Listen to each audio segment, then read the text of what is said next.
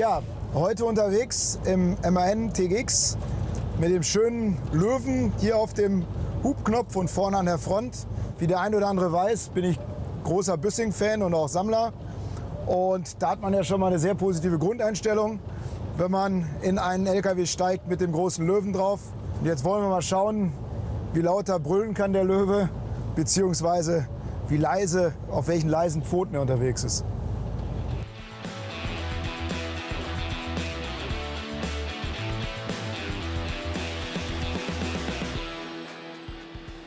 Ja, einsteigen und sich wohlfühlen. Der MAN gibt keine Fragen auf. Schöne Aufteilung hier, Cockpit, zwar digital, aber klassisch dargestellte Instrumente. Links Geschwindigkeit, rechts Drehzahl. Dann haben wir hier rechts einen Bildschirm, auf dem im Grunde genommen verschiedene Inhalte abgerufen werden und eingestellt werden können. Also Radio, Navigation, andere Einstellungen. Und das Ganze über so einen Drehdrücksteller. Das kennt man von BMW, die haben das mal wirklich perfektioniert. Schön, wenn ein Nutzfahrzeughersteller sich diese Beispiele nimmt und etwas draus macht, was genauso intuitiv funktioniert. Der Motor hier hat 12,4 Liter Hubraum, 470 PS. Das reicht in Europa bergauf, bergunter und zieht ordentlich durch, kräftig. Das Ganze dann bei einem Verbrauch, der zwischen 8 und 10% unterm Vorgänger liegt. Und der Motor, was man hört, ist ein sehr sonorer Klang. Also leise, aber sonor. Klingt schön und irgendwie fährt das Ohr ja auch mit.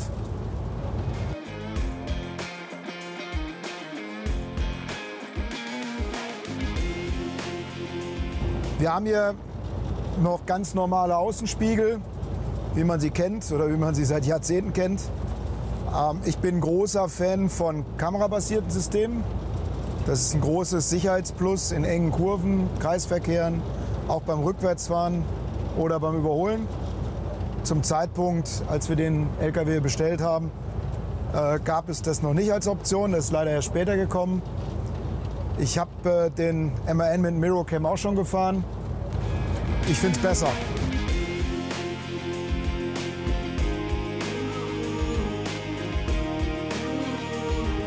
Fünf Jahre hat MAN gebraucht, um dieses Fahrzeug zu entwickeln. Der Vorgänger war fast 20 Jahre, ist 20 Jahre unverändert vom Band gelaufen, mehr oder weniger. Da war Handlungsbedarf in vielen Fällen vorhanden. Man hat hier wirklich ein neues Innenraumkonzept, ein neues Cockpit entwickelt. Alle Assistenzsysteme sind an Bord. Wir sind hier im Grunde genommen State of the Art. Außen hat er, finde ich, optisch gewonnen, aerodynamisch auch. Der Verbrauch ist deutlich runtergegangen. Also ich finde, Entwicklungsziel ist erreicht. Ja, die meisten werden es ja vielleicht schon verfolgt haben. So ein Fahrzeug ist natürlich noch ein bisschen teurer geworden zum letzten MAN. Man hat viel getan, man hat den wirtschaftlicher gemacht und man möchte sich das bezahlen lassen. Grundsätzlich mal ist es so, wir statten die Fahrzeuge auch sehr gut aus, was Sicherheit angeht und auch was Innenausstattung angeht für den Fahrer. Und das ist immer eine gute Investition.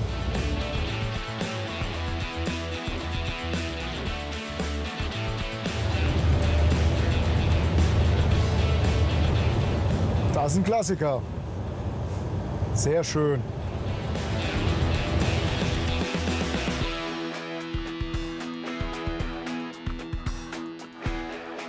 Da ist er, der Löwe. Also, ich finde, das Auto ist sehr gelungen. Schwarzer, großer Grill, sieht bullig aus. Dann die raubtierartigen Scheinwerfer, das passt ja auch zum Löwen. Und was ich schön finde, ist der Vorgänger, der MAN F90, den ich selber noch habe und früher sogar gefahren habe. Wenn ich den jetzt daneben stellen würde, wird die Logos abmachen. Man wird sofort erkennen, dass das Geschwister sind.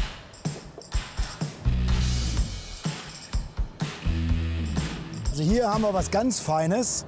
Das ist BPW AirSafe, nennt sich das. Wir wollen ja möglichst effizient arbeiten mit unseren LKWs. Und dieses System macht Folgendes. Das hat einen voreingestellten Reifendruck. Und wenn der Reifendruck weniger wird, wird es automatisch aufgefüllt. Das heißt also, die Reifen haben immer den richtigen Luftdruck. Der Verbrauch geht runter, der Verschleiß geht runter Und natürlich die Sicherheit geht hoch, weil ein immer richtig befüllter Reifen, der platzt eher nicht. Geladen haben wir hier den VW ID.Buzz, ein Elektrofahrzeug, sehr effizient. Das ist ja auch wohl die Zukunft. Beim LKW wissen wir noch nicht ganz genau, wo die Reise hingeht. Aber so ein LKW wie der MAN TGX hat einen Fahrverbrauch zwischen 23 und 25 Liter. Also ich finde, das kann sich absolut sehen lassen. Das ist wirklich ein starker Wert.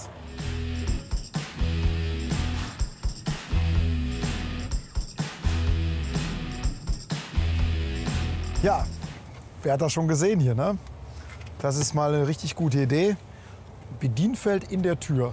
Also man muss nicht immer raufkrabbeln, wenn man Warnblinker anmachen will, wenn man die Fenster runter machen will oder rauf, abschließen bzw.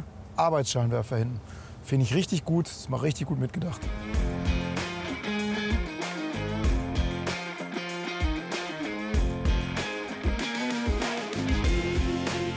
Das ist die Kabine GX, die größte Kabine, die es bei MAN zu kaufen gibt.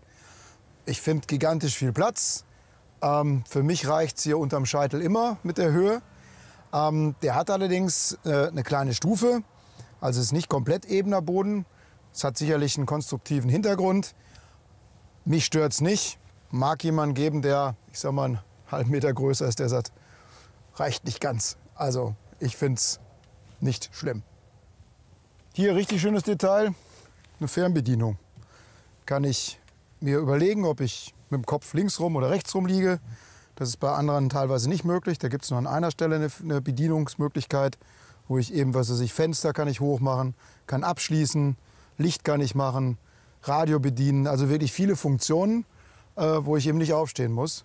Dann habe ich hier noch 2 Lademöglichkeiten fürs Handy, beziehungsweise 2 12 Volt und eine 24 Volt Steckdose. Also richtig durchdacht das Ganze.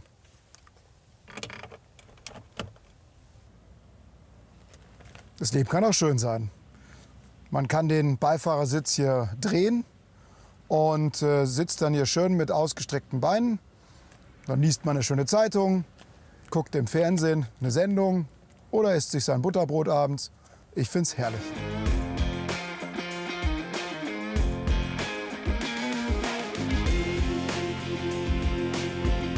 Der TGX ist wirklich ein ausgereiftes Auto. Ich habe heute festgestellt, der bietet sehr viel für einen Fahrer. Er kostet auch einen Euro mehr, wie wir feststellen mussten. Aber er ist auch sehr effizient. Und wenn er weiter so performt, wie man heute so schön sagt, hat er Potenzial auf die vorderen Plätze. Aber ich muss jetzt weiter nach Dänemark. Vielen Dank und bis bald.